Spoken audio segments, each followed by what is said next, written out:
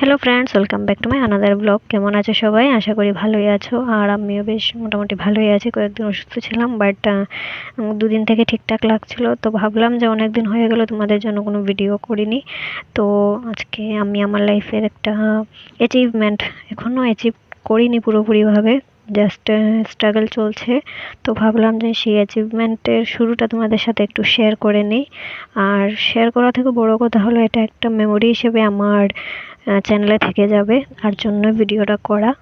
তো ফ্রেন্ড দেখো, সবার জীবনেরই একটা স্বপ্ন থাকে যে কেউ ডাক্তার হবে, কেউ ইঞ্জিনিয়ার হবে, কেউ বড় চাকরি করবে, কেউ বড় বিজনেস করবে। তো অবভিয়াসলি আমার চাকরি থেকে বেশি বিজনেসে ইন্টারেস্ট আছে, মানে সেটা ছোট হোক আর বড় হোক, আমার নিজের স্বাধীনতা, নিজস্ব ইন্ডিপেন্ডেন্স যেখানে আমার খুব দরকার। কারণ আমি সবসময় নিজেকে একটা সাকসেসফুল গার্ল হিসেবে দেখতে চাইতাম। আমি চাইতাম যে সবসময় মানে মানুষ যাতে আমাকে আমার নামে চেনে, আমার বাবার নামে বা হাজব্যান্ডের নামে না চেনে, জাস্ট আমাকে এক নামে সবাই চেনুক। তো যাই হোক, বিজনেসের স্ট্রাগলটা তো চলছে, পাশাপাশি আমার জীবনে আরেকটা অ্যাচিভমেন্ট যেটা এখনও পুরোপুরি অ্যাচিভ করতে পারিনি, মানে স্ট্রাগল চলছে এটাতেও। তো চলো তোমাদের সাথে আজকে শেয়ার করি। তো এই যে দেখো, আমি আসলাম আজকে লালচড়া। তো দেখো, এখানে কাজ চলছে। তো আমার জীবনে অ্যাচিভমেন্টটা এটাই যে নিজের জন্য, নিজের বাবা মার জন্য একটা স্বপ্নের বাড়ি তৈরি করব।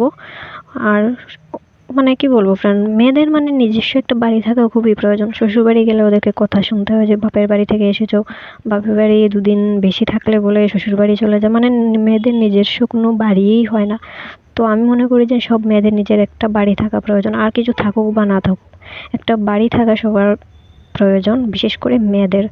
যাতে কেউ ওদেরকে কথা শোনাতে না পারে যে তুই আমার বাড়িতে থাকছিস, এখানে চলে যা, ওইখানে চলে যা, আমার বাড়িতে থাকতে গেলে এই নিয়ম সেই নিয়ম। না ভাই, আমার একদম বাঁধা ধরা নিয়মের জীবন পছন্দ না। আমি নিজেকে স্বাধীনভাবে দেখতে চাই। তো সেই উদ্দেশ্যেই মানে ভগবানের আশীর্বাদে এটা পসিবল হয়েছে যে আমি আমার স্বপ্নের বাড়িটা তৈরি করতে পারছি। এখনও কাজ অনেকটাই বাকি রয়েছে, তোমরা দেখতেই পাচ্ছ। জাস্ট ঘরটা এমনি কমপ্লিট হয়েছে, এখনও চাল দেওয়ার বাকি আছে। আর সব থেকে বড় কথা হলো মানে বাথরুম, মানে বাড়িতে আসার আগে বাথরুম আগে প্রয়োজন, যেটা আমি করিনি। তো প্রথম বছরেই আমি ঘরটা কমপ্লিট করেছি। আর সেকেন্ড বছর মানে 2025-এ আমি মানে এদিকে বাথরুমের কাজ শুরু করিয়েছি। তো সত্যি বলে তো ফ্রেন্ড, আমি ভাবতেই পারিনি যে না, এটা আমি করতে পারবো কোনোদিনও। যতটুকু হয়েছে এতটুকু আমি কোনোদিনও করতে পারবো, এটা স্বপ্নেও ভাবিনি। কিভাবে কি হচ্ছে আমি নিজেও জানি না। কষ্ট তো হ্যাঁ অনেক হচ্ছে, কারণ আমার বাবা এখানে কাজ করছেন, যেহেতু উনি রাজমিস্ত্রি কাজ জানেন। তো উনি নিজেই করছেন, যখন প্রয়োজন হয় আমরা লোক মানে রেখে কাজ করি, আদারওয়াইজ নিজেও করি যতটা পারি। তো দেখো, একটা মিডল ক্লাস ফ্যামিলির মেয়ে হয়ে উইদাউট কোনো জব, শুধুমাত্র ছোট্ট একটা বিজনেসের উপর ভিত্তি করে একটা স্বপ্নের বাড়ি তৈরি করা এতটাও ইজি কাজ নয়। যেহেতু আমি ছোট্ট একটা মেকআপ আর্টিস্ট, তো আমার জন্য এই কাজটা কমপ্লিট করা অনেকটাই টাফ। তোমরা সবাই আমার পাশে থেকো, ভগবান কাছে দিনরাত্র আমি এটাই প্রার্থনা করি, ভগবান তুমি আমার পাশে থেকে স্বপ্নটা পূরণ করে দিও। কারণ অনেক মানুষ অনেক কথা বলেছে, সবার কথার জবাব আমি দেবো না, সময় দেবে।